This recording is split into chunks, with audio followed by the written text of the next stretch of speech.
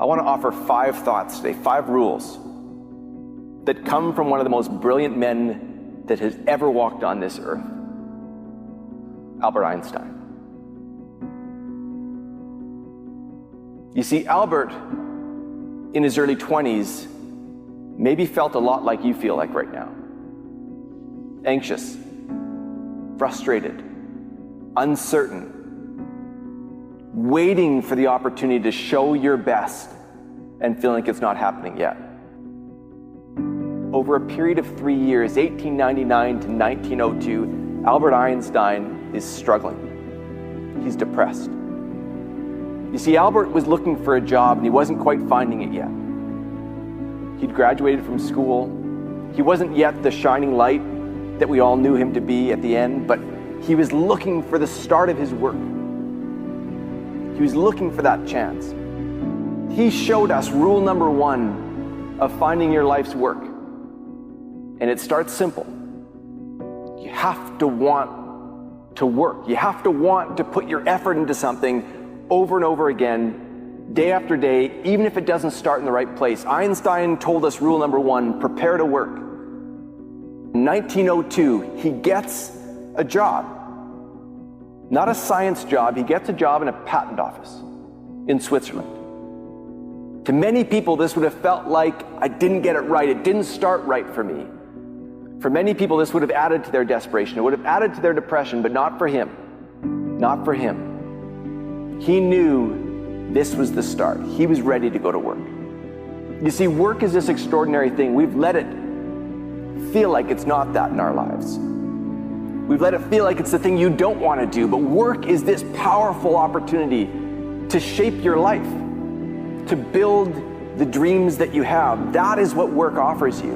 And Einstein had glory in his eyes. He knew what he was aiming at, but it didn't start there.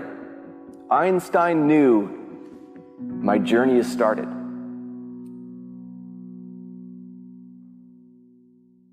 Rule number 2 is that you now need to choose your target. He got his start. What's next? You see, we grew up in a system, we grew up in a school system, an education system that gives us targets. And those targets are designed to build our life, to ask you to be at your best. That's how we prepare for life and work. And then one day we leave school, we enter the rest of our life. And the targets start to look different. The targets aren't designed to build your life. The targets are designed to build a business, build an organization, build somebody else's goals. And for many people, that feels like a really frustrating place to be. But not Einstein. Einstein knew he was there to do patents. But that didn't mean he couldn't choose his own target. You see, Einstein went to work every day. And in his patent office, he had a desk that he worked at. And in the top drawer of that desk, Einstein chose his own target. He called the top drawer of his desk his theoretical physics department. That's where he was going to go to work on his science every day. In the moments that he had, in the time away from the patents, he was going to pour his energy at his own target. And that's rule number 2 as you discover your life's work. If number 1 is you got to go to work, number 2 is you've got to choose your own target. And Albert Einstein, in the top drawer of his desk, 1902, 1903, 1904, and 1905, went to work on his own target. Which brings us to rule number 3. Change your actions. Change how you're showing up to actually reach that target. This is the idea that you can either lead life or let life lead you. That you can give yourself the permission to change your future. You see, having a target isn't enough. You then need to change what you do every day. Because from that patent office, in 1905, Albert Einstein released 5 papers, 5 scientific papers, and 4 of them changed the world. This is equals MC squared. This is the theory of relativity. This is what Albert Einstein was working on in the top drawer of his desk. He didn't just choose his target.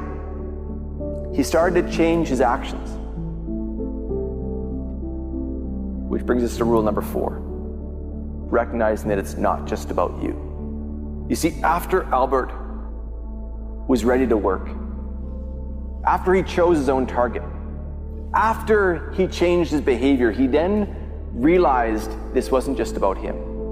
You see, in 1905, he releases some of the world's greatest scientific work, and he still stayed at his patent job for the next 4 years because he realized that it wasn't just about him. It wasn't just about what he could do. It was about giving back to those who would offer him a chance. He could have used his incredible brilliance, his genius, to make millions. He decided to think through it in a different way.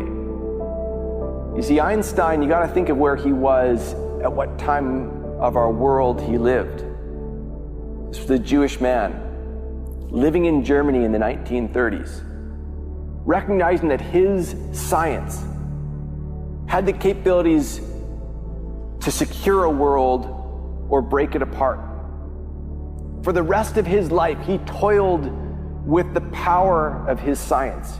He recognized this wasn't just about him. This was about a world. This was about a better outcome, and he knew that it could go down one of two paths: better life, terrible life, for everyone. And he held the responsibility of that. In this idea of leading life, others need to support, others need to believe in you. And if you keep putting the focus on yourself, they start to drift away. Albert Einstein, for the rest of his life, showed us what it meant to live for the world. And that's rule number 4.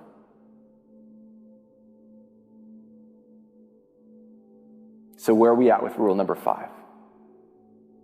This is my favorite. And it takes us to the final days of Albert Einstein's life. And I call rule number 5, bring your speech to the hospital.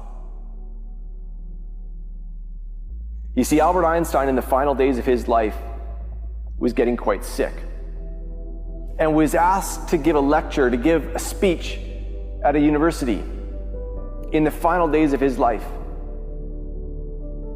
He gets sick, goes to the hospital, brings his speech with him so he can continue to work, continue to write down what he wanted to offer for those in attendance. And on April 18th, 1955, Einstein died, speech in hand,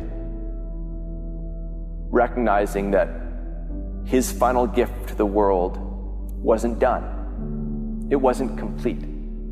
The problem that he was working on, his life's work, would never be complete.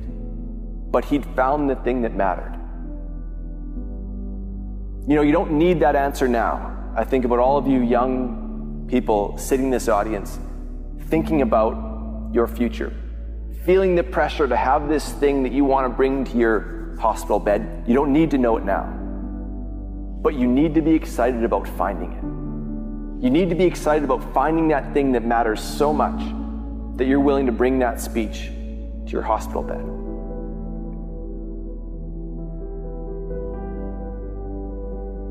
Those are the 5 rules.